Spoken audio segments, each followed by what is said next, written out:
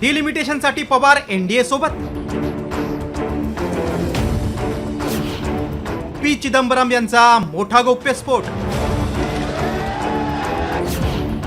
जयंत पाटलांनी घेतली मुख्यमंत्र्यांची भेट.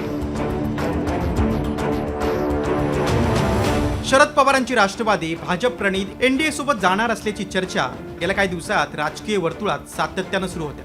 अशातच खासदार पी चिदंबरम यांनी डिलिमिटेशनसाठी पवारांची राष्ट्रवादी एनडीए सोबत जाणार असल्याचा मोठा गौप्यस्फोट केलाय. चिदंबरम यांनी काय पोस्ट केली आहे पाहूया. टीएमसी मध्ये फूट पडल्यानंतर आता डिलिमिटेशन विधेयक मंजुरीसाठी आवश्यक मतं मिळवण्याच्या उद्देशानं भाजप शरद पवारांच्या राष्ट्रवादीला आणि डीएमकेला आपल्या बाजूनं वळवण्याचा प्रयत्न करते. मात्र जर या पक्षांनी या विधेयकाच्या नवीन मसुद्याला पाठिंबा दिला तर ती त्यांच्या स्वतःच्या विवेकबुद्धीशी केलेली प्रतारणा ठरेल. चिदंबरम यांनी ही पोस्ट केल्याच्या अवघ्या काही मिनिटात खासदार प्रफुल्ल पटेल, सुनील तटकरे आणि शरद पवारांच्या राष्ट्रवादीचे जयंत पाटील मुख्यमंत्र्यांच्या वर्षा बंगल्यावर बैठकीसाठी पोहोचले. या गुप्त बैठकीनंतर राजकीय वर्तुळात शरद पवार एनडीए सोबत जाणार असल्याची चर्चा आणखी जोर धरू लागली. मात्र जयंत पाटलांनी आणि सुप्रिया सुळेंनी यावर काय स्पष्टीकरण दिलंय ते पाहूयात. त्यांची वेळ मागितलेली होती, परवा त्यांना वेळ मिळाली नाही. काल त्यांनी वेळ दिली.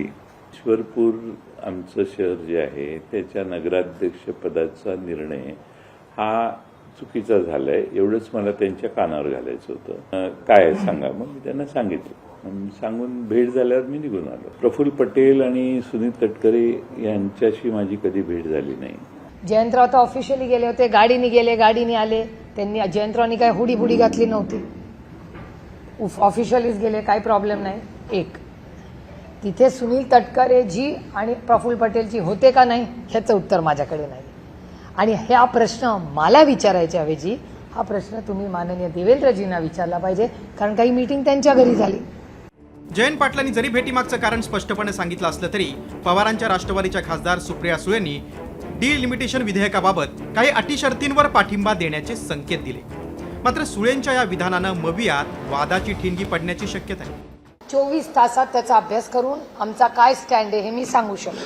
50% जो कॅप आहे तो जर सगळ्या इंडिया अलायन्सची आम्ही चर्चा करू आणि योग्य आणि लोकप्रतिनिधी आणि मायबाप जनतेच्या हिताचा असेल तर आमची कुठल्याही विधेयकाला चर्चा करायची तयारी आहे. की आम्ही त्या डिलिमिटेशन आणि या बिलाला पाठिंबा देणार आहोत. माननीय शरद पवारांचा पक्ष म्हणजे राष्ट्रवादी काँग्रेस पक्ष आम्ही हे पूर्णपणे चुकीचं आहे.